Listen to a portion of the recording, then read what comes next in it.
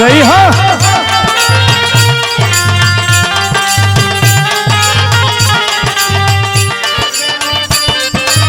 एकदम सही है राजा।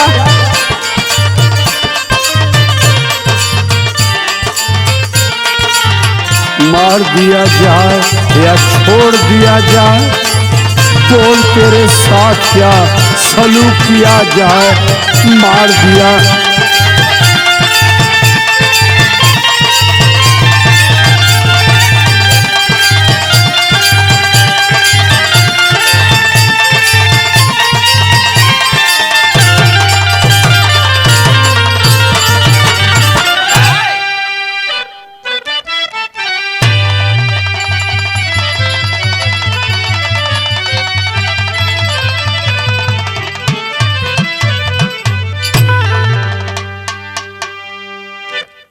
बिरहा सुने वाले प्रेमी, आप लोग हमारे दाता हैं। हम बढ़िया गाते नहीं हैं, आप बढ़िया सुनते हैं। एक गीत मैं प्रस्तुत करने जा रहा हूं। इस गाने का शीर्षक होगा राम तेरा देश।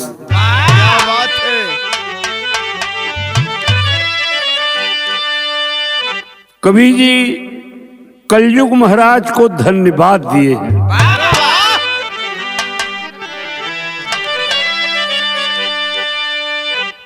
रीत उल्टा कली इस जमाने की है, वेद गदहा पढ़े पंडित उल्लू बना। यह कलयुग हो भाई। और सुना, जोग जोगी जगाते हैं बेश्या के घर, जौहरी आज बंदर निठल्लू बना। रंग महलों में जलती चिता प्यार की, जल रही तेरी राधा है राधा रमन। सुना हूं चीर द्रौपदी की तूने बढ़ाया कभी, अपनी राधा को दे दे बस गज भर कफन।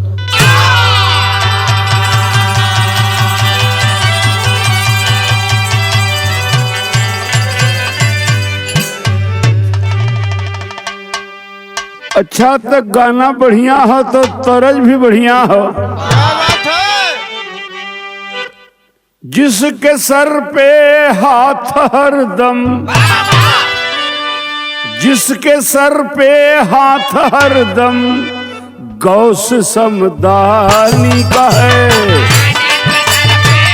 मेहनत करो बेटा।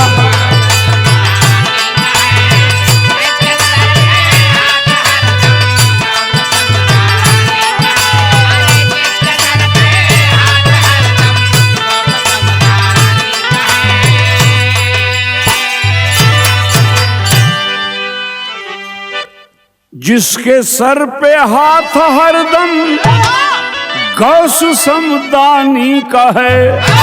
अरे जिंदगी का क्या भरोसा, जिंदगी का क्या भरोसा, बुलबुला पानी का है।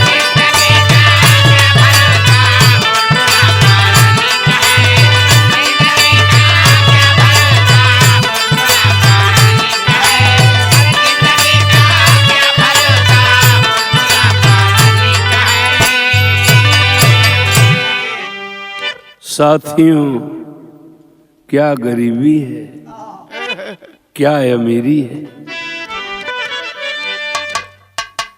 कहीं मातम कहीं सहनाई गूंज ढाली है।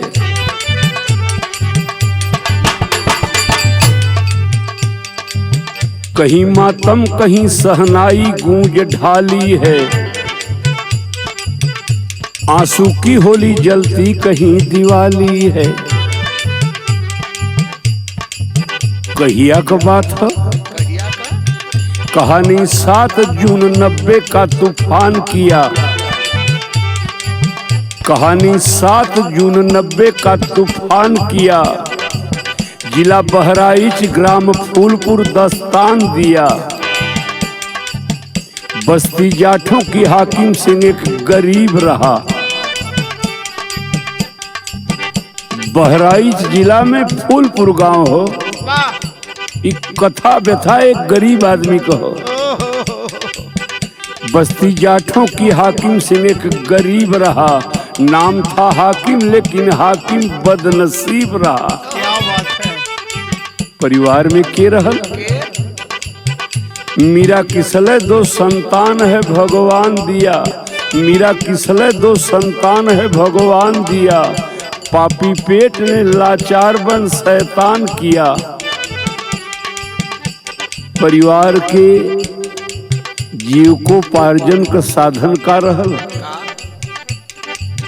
कोयला खान में मजदूरी हाकिम करता था। कोयला खान में मजदूरी हाकिम करता था। पसीना ढाल कर बच्चों का पेट भरता था। लेकिन वही बहराइच में पीर हाजी का मेला बहराइच में छाया है। पीर हाजी का मेला बहराइच में छाया है। संग परिवार के मेले में हाकिम आया है।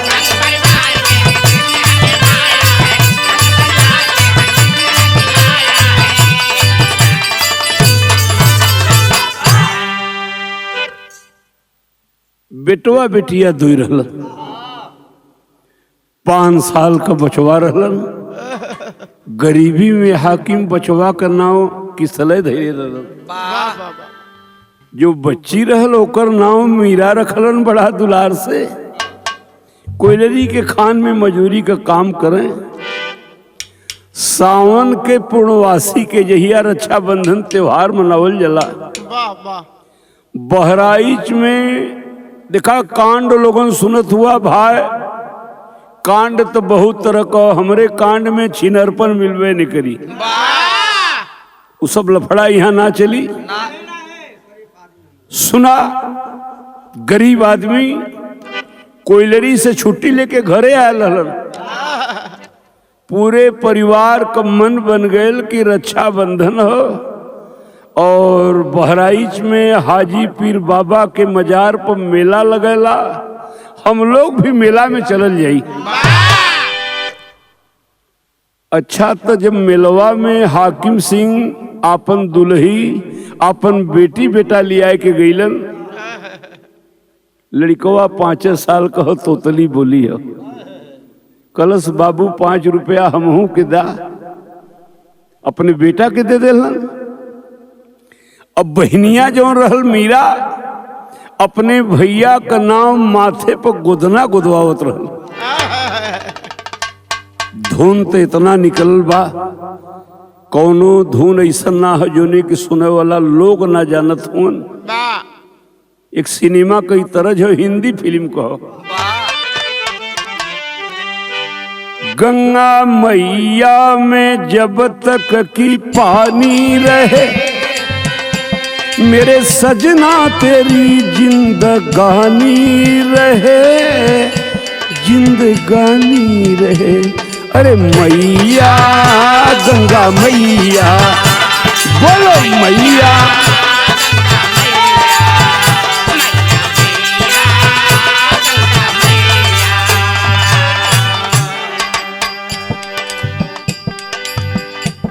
बहनी मीरा मेला में जब भैया का नाव गोदना गोदावे लगल का सोचत हो। चंदा सूरज में जब तक रवानी रहे। बहुत अच्छा। चंदा सूरज में जब तक रवानी रहे मेरे भैया का कायम निशानी रहे। अरे निशानी रहे। अरे भैया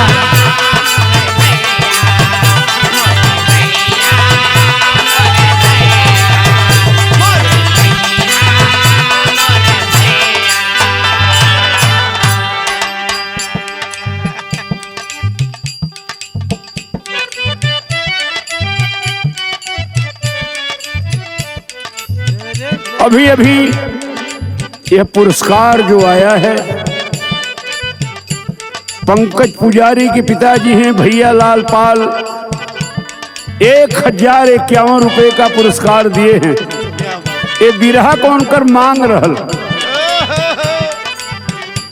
अरे भैया मेरे भैया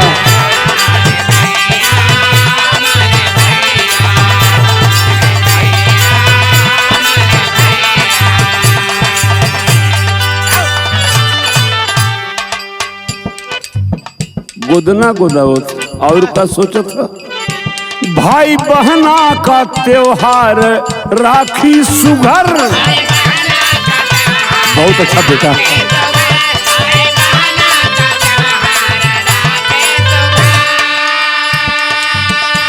हर युगों से बंधन रहा है अमर।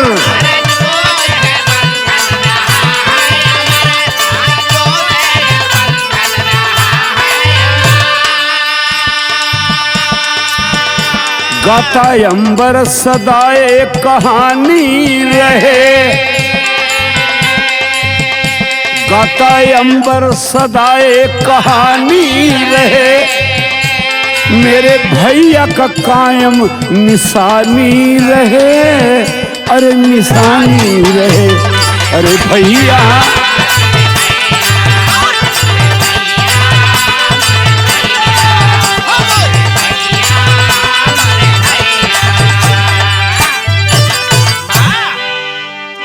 बहनिया अपने ललाट पर भैया का नाम गोदना गोदवा लेलस और अपने पिता हाकिम के पास आइल हो बाबू। और तब तक 5 रुपया का हार लेके भैया किसले आएगी। पर्दा पूरा बढ़ी हरिचंद भैया।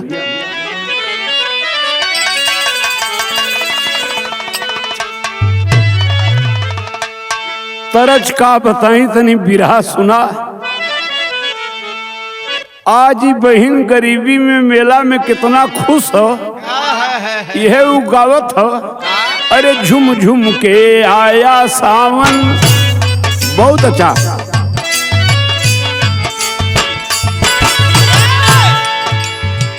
झुम झुम के आया सावन सावन लागे मन भावन। झुम झुम के आया सावन सावन लागे मन भावन।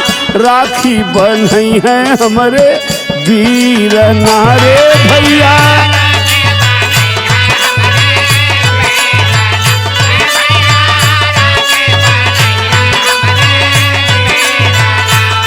ओ झुम झुम के आया सावन सावन लागे।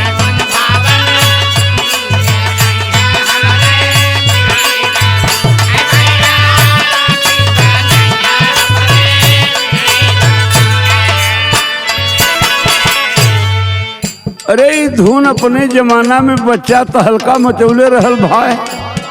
अखिया है प्यासी प्यासी मनवा माँ पूरन मासी।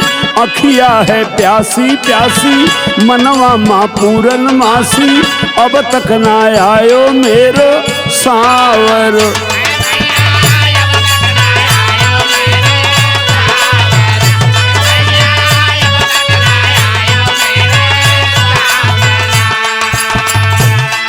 लेकिन बहनी का गावत हो।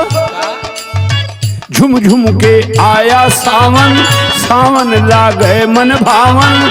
झुम झुम के आया सावन सावन लागे मन भावन। राखी बंधई है हमारे वीर नारे भैया।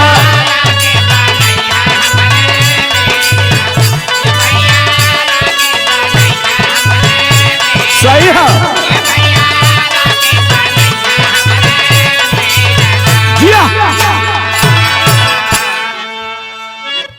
बड़ा खुशी का माहौल रहा। बहनी के इंतजार बा कि गोदना तो गोदवा ले ली। भैया हमार उहे राखी लेके आवत बा। मेला में भीड़ बहुत रहा। कौनो कोने से केहू हल्ला कैलस कि बहराइच जंगली इलाका है। पता चलता है मेले के किसी कोने में कोई खुखार शेर घुस गया है। कौन शेर देखने जाता है? कोई किधर भगा, कोई किधर भगा। भगदड़ मच गया। गरीबी कितना परीक्षा लेती है। मेला में भगदड़ मचल, वही मेलवा में भाई बहनिया का संग छूट गया। कैसन लगी हो? रक्षाबंधन हो, बहनी राखी ले ले हो, आज भैया के बांधे के हो। वाह वाह रोत राखी का निशानिया ले जो है ले, बहनिया हेराई गई लेना, कहवा हमारो बीरनवा हेराई गई लेना।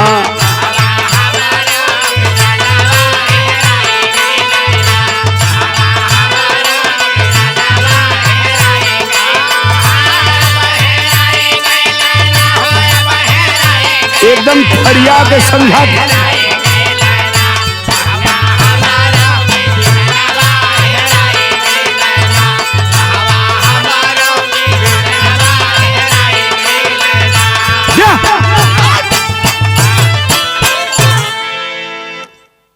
मिलवा में ढूंढता बीतल 3 दिनवा की पाई गई लेना, किनल भैया का हरवा भेटाई गई लेना। किसले तो नहीं मिला साथी, कत्तों धूर में वह नकली हार सौनात रहा।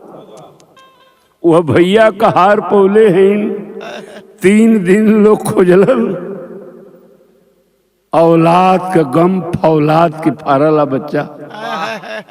एक बेटवा मेला में लापता हो गया। माई और बाबा कैले पत्थरे का छतिया की आई गई लेना, वापस अपने भवनवा के आई गई लेना।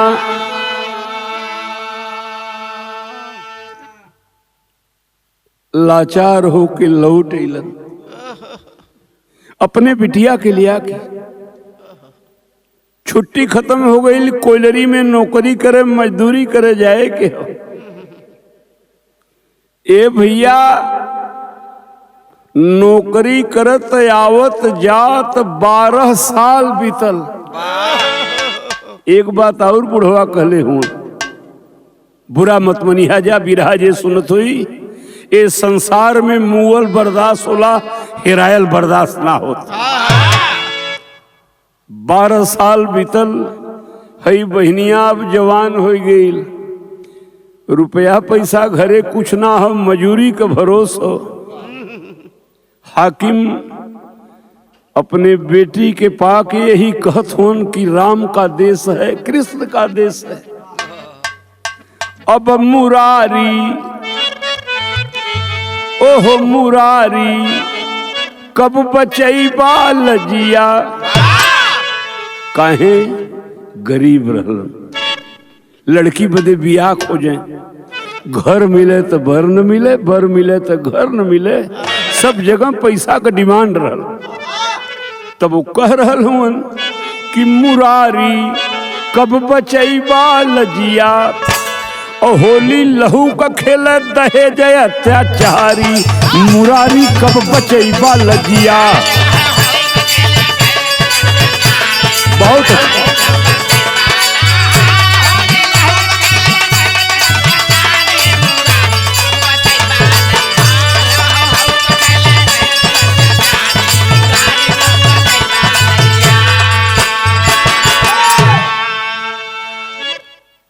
लड़की जवान हो, छुट्टी खत्म हो गई, मजूरी करे कोयलरी में गईलन। वहां एक घटना घटल। कोयलरी के खदान में बहुत नीचे, खदान का मैनेजर कहलन कि खदान के अंदर लोहे का तावा है, जो मजदूर उस लोहे के तावा में हुक फंसा देगा उसको 5000 रुपया इनाम दिया जाएगा। अगर वह मजदूर हुक फंसाते हुए जहरीली गैस के कारण खदान के अंदर मर जाएगा, उनके परिवार वालों को 10,000 दिया जाएगा। कोई मजदूर तैयार नहीं हुआ। हाकिम के बिटिया बेधत है कि 5,000 मिली, बिटिया का ब्याह कर दे। कतो अगर खदान में मर जा तो 10,000 मिली, शादी बढ़िया ढंग से हो जाए। दस्तखत कर देलन कि साहब अंदर जाऊंगा, लेकिन एक चिट्ठी लिखत रहलन भैया। के लिखत रहलन? अपने दुल्हन की। बरस नया नवा सवा नवा उमड़ी गईल, लिख जवान पतिया संहार मोरी दुलही। दिलवा कयासा पापी तोड़ला दहेजवा हो, बिटिया गरीबिया का भर मोरी दुलही।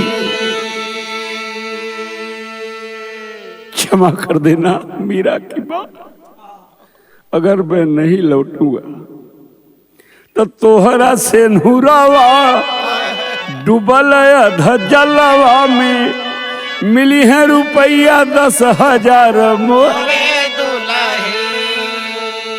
दिया कन्यादान अपने बिटिया के माड़ावा में, हमारा के कफना ओ हरम।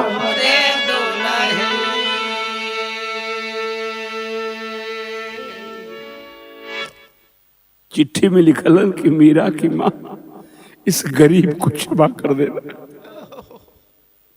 ए भैया,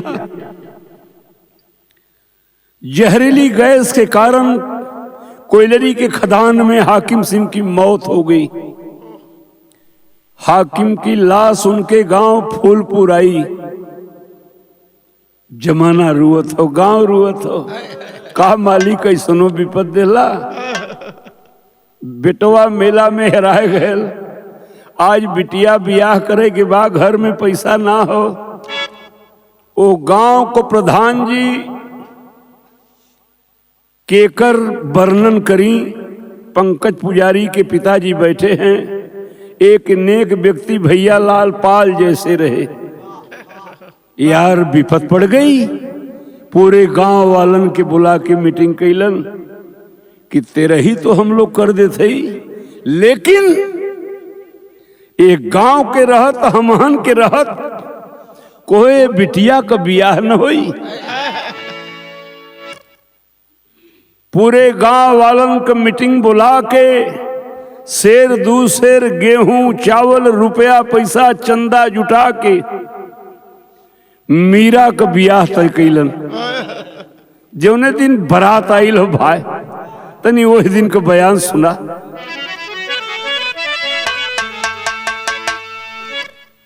मौका का तरज हो भैया।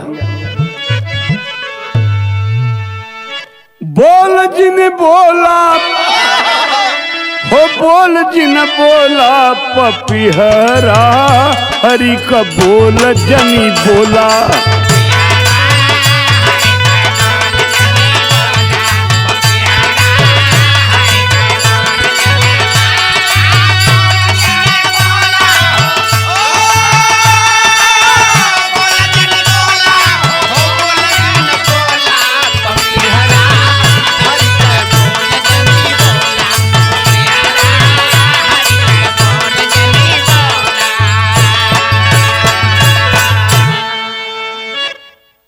बिटिया के विदाई मौत होले हो। एक बेर इंसान मरला, 3 बेर बिटिया मरले। जन्मले तहियो मरले, नाक सिकोरन लोगन बिटिया भइल। एक दिन जौने घर छोड़ के माई बाबू को जाले, वो दिन मर जाले। एक दिन तो मौत निश्चित हो संसार का। जौने घरी जाए लगल, कवि जी लिखत हूं, अरे उठाए चले डोली, अब उठाए चले डोली, कहाँ रहवा कान्हे उठाए चले डोली।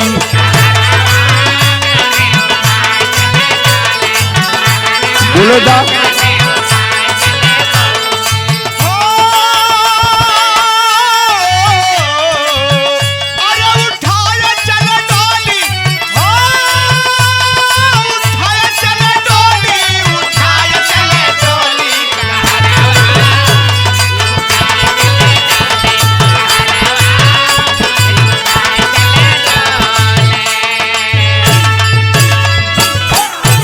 पुनः पुरस्कार पंकज पाल पुजारी के पिताजी भैया लाल पाल जी दिए हैं, हृदय से धन्यवाद है।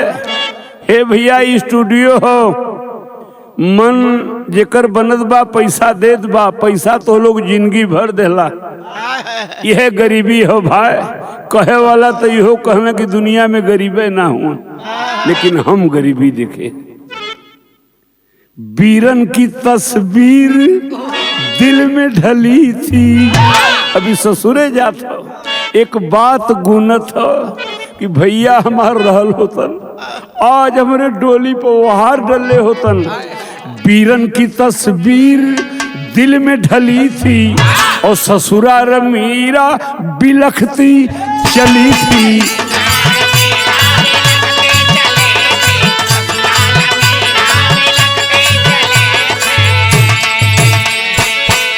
अरे यह रोती थी धरती और हंसता जमाना, बाबू के बिटिया भोली कहरवा कान्हे उठा चले डोली।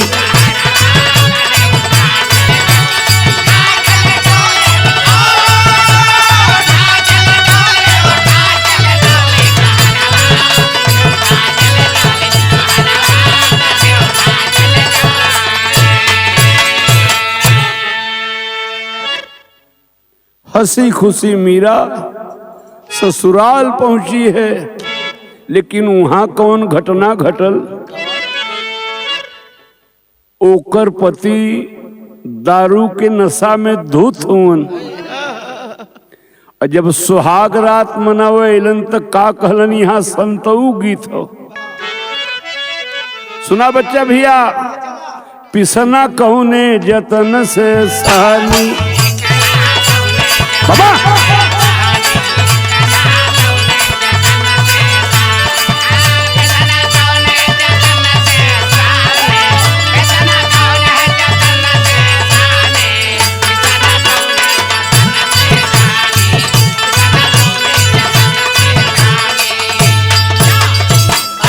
ना घर लोटा ना घर थारी बाबा।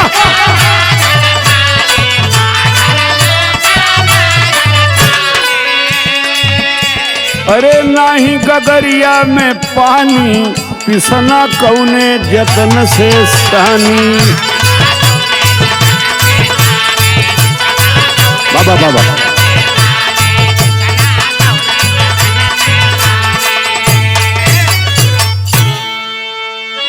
सुहाग रात तो नहीं मनाया, एक गरीब के बेटी से यह कहले बा सुहाग रात में कि गोरी हो टूटल सपनवा कड्डोर।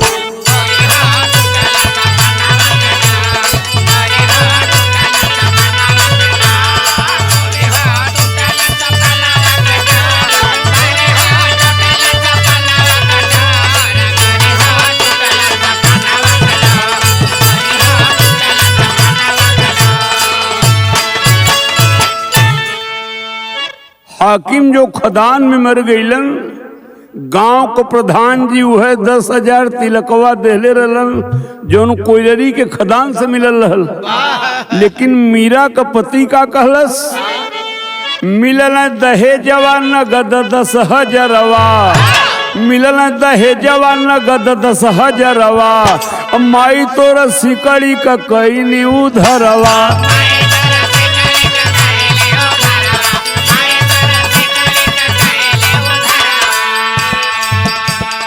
सिकड़ी लियावा नहीं हरवा से दुलही बाबा।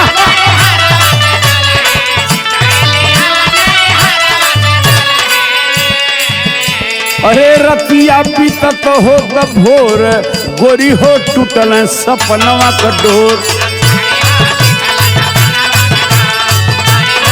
बाबा।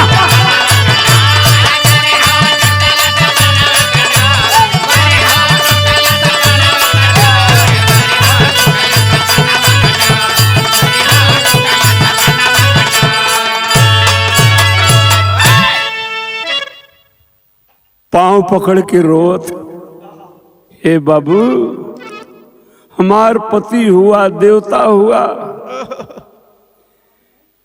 पिताजी हमार कोयलरी के खदान में मर गईलन, 10,000 रुपया अनुदान मिलल रहल, उहे माई हमार भिखमंगिया मजूरी करेले हो। गांव में माई हमार मजूरी करेले, आपके 10,000 दे देलस, माई हमार ना दे पाई। सुहाग रात तो नहीं मनाया भाई साहब, दूसर की रात में भाड़े पे 2 आदमी तय किया।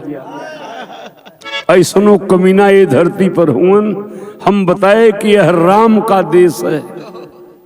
2 आदमी किराया पे तय किया, दूसरी रात में दुल्हन के पास गया, पहला आदमी बेहोशी का इंजेक्शन लगा दिया, मीरा जब बेहोश हो गई, दूसरा आदमी मीरा की दोनों आंख निकाल लिया, दोनों आंख निकाल कर अंधी बनाकर ले जाके पटना रेलवे स्टेशन के प्लेटफार्म पे फेंक दिया। स्टेशन पे अनहरी मीरा बेहोश है। मीरा को जब होश आई है, स्टेशन पे भीख मांगती है और एक गीत गाती है। क्या? गीत का अंदाज तनी सुना जा। लैला मजनू 2 बदन एक जान थे। तैयार हो बेटा।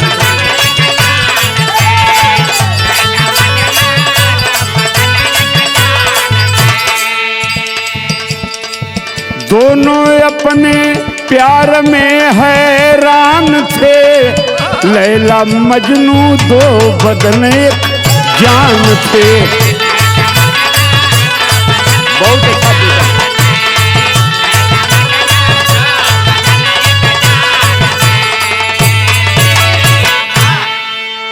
अनहरी मीरा टेसनवा पर यह गावे, यह राम का देश है, यह कृष्ण का देश है, किस कदर भारत तेरा घन श्याम है।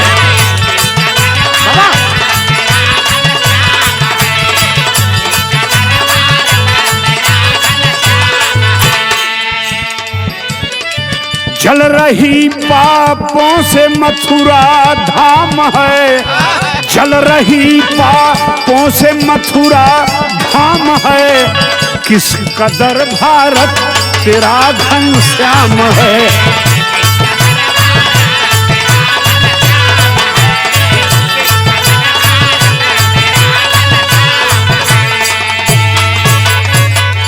अरे आज सतियों का जनाजा सज गया, कंस रावण का बिगुल है बज गया। ऐ बता साकेत कहाँ राम है, किस कदर भारत तेरा घन श्याम है।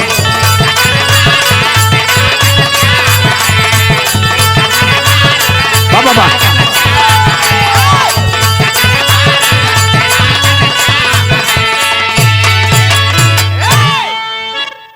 ए भैया, भिखिया तो मांग के स्टेशन पर गुजर कर अगल पटना, एक ट्रेन आए गई।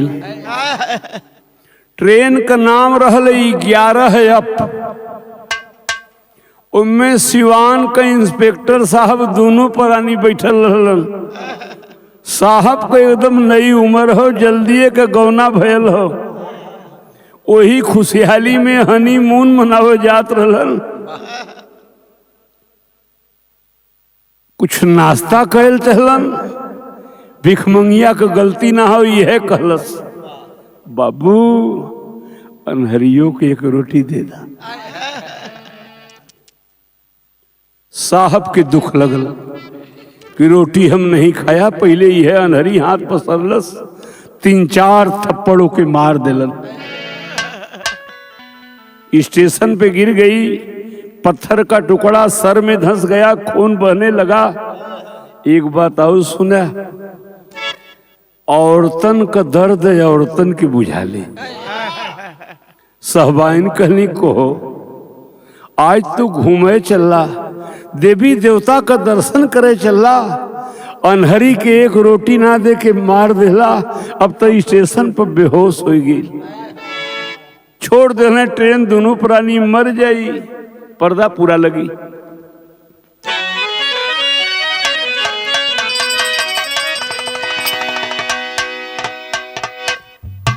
पानी ले जाके अंधी मीरा का मुंह धोआवे लगल। इंस्पेक्टर साहब तनी ओ समय का बखान सुना। और साहेब का नजरिया पड़ल गोदना पर भैया,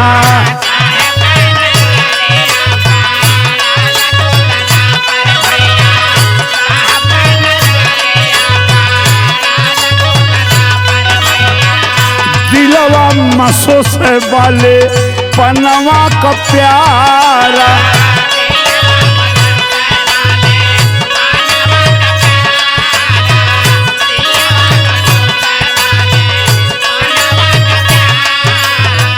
हाजी पीरम में लवा के आवे यादगरिया भैया।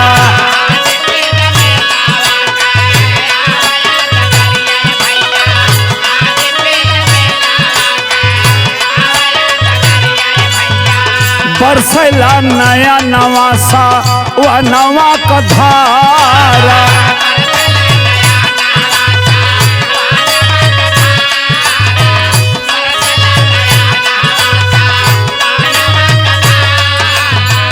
तड़पट ठठरियाऊ ठाके गोदिए मेरे भैया।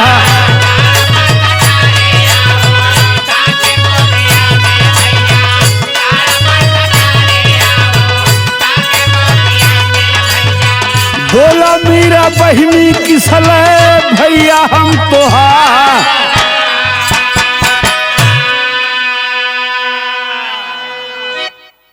मुंह धोआवत रहल। अगर होश में आ जाती बहुत बड़े पाप से वंचित हो जाई। गोदना गोदौले हो भैया किसल। बहन कौन तेरी हालत बनाया, कहां की रहने वाली है। वही टाइम बतावे लगल कि नदिया किनारे एक टूट ही झोपड़िया। भैया नदिया किनारे एक टूट ही झोपड़िया, हमनी गरीबवन का बसल परिवार। और बाबू मजदूर माई पीसे मोर चकरिया, और नान्हे का सनहिया छोड़ो न करता।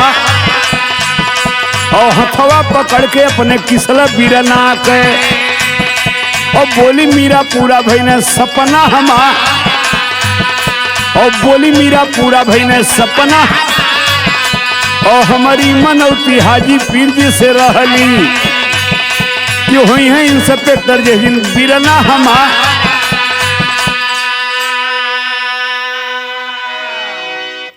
आज बहनी के पा गईला, दोनों आंख कयान रही भैया। लेकिन बचपन में मनौती कैले रहली कि हमार भाई पढ़ लिख के कोनो ओहदा पा जाई। हाजी पीर बाबा बहराइच में आके तोहरे मजार पर चादर चढ़ाई। और भैया इंस्पेक्टर जिस दिन बीराना हमा, और सुंदर चदरिया हम तोहके चढ़ाइबे। और फिर अइबे बाबा हम तोहरे दुआ।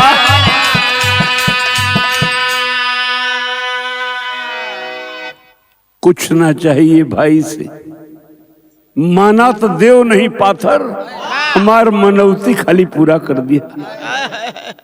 अरे नान्हे का मनौती पूरा करिहा मेलवा में, सच्चा जो हो बहनिया का प्यार।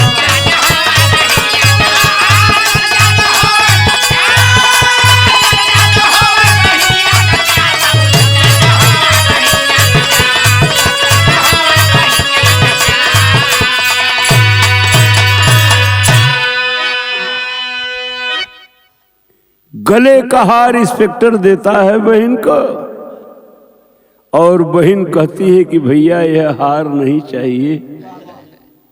राखी की कीमत देख देहल चाहत हुआ तो कीमत तो से मांगब। का मंगल पर्दा पूरा बढ़ी।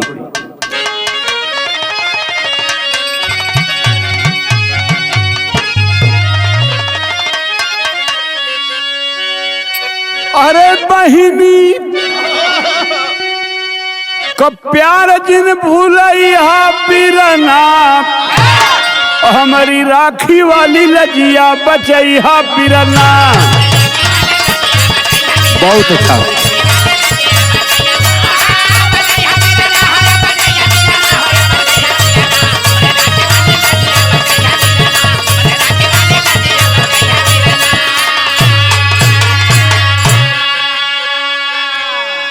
अगर राखी की बधाई देना है, आज हिंदुस्तान की बहन बेटियां दहेज के बलवेदी पे चढ़ रही हैं। किसी को ढाठी लगाई जाती है, कोई आग से जलाई जाती हैं, कोई रेल के पटरी पे सुलाई जाती हैं। तो बहनियां मंगले का हो। भारत के लाखों बहनों का खतरे में सिंदूर, और जिंदा कोई जले चिता पर दहेज बिन मजबूर। तो पापी दहेज वाली दगिया मिटैया बिरना।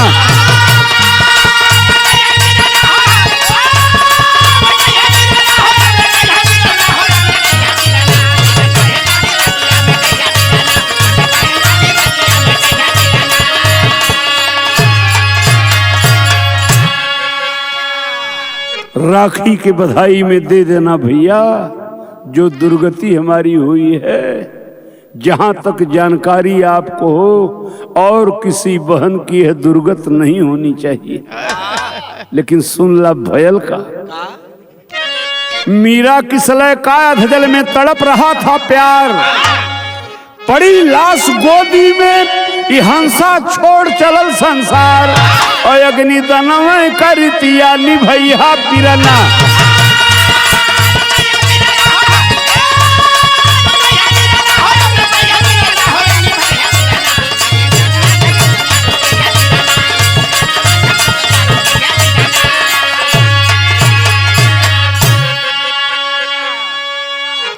इंस्पेक्टर भाई के गोद में पटना स्टेशन पर बहन मीरा सदा सदा के लिए सो गई।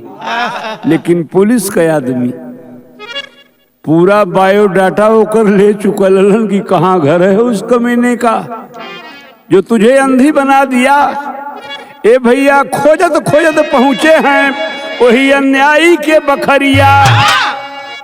पता लगा कि उनके गांव पहुंचलन, कोई बता दिया कि यही है। ए भैया खोजत खोजत पहुंचे हैं, मरता क्या नहीं करता वही अन्यायी के बखरिया। कहना सिकड़ी के बदले ले ले फांसी का रसरिया।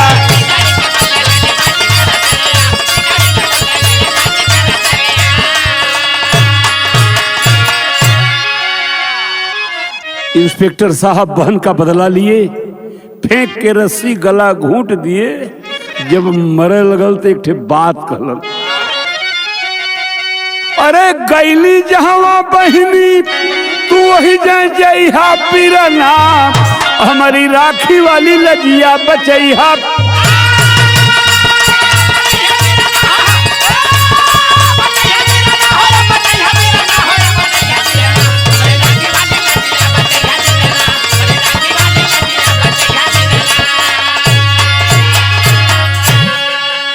गुरु बिहारी गुरुपत्तू अबला का दर्द कहानी। गुरु अछैबर शोक सिंधु में डूबी प्रेम निशानी।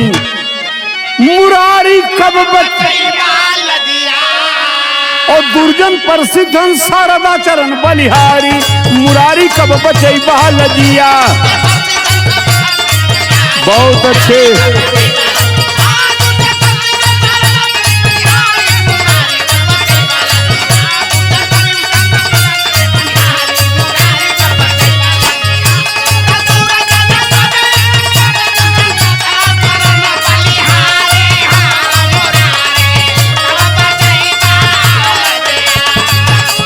सही है राजा।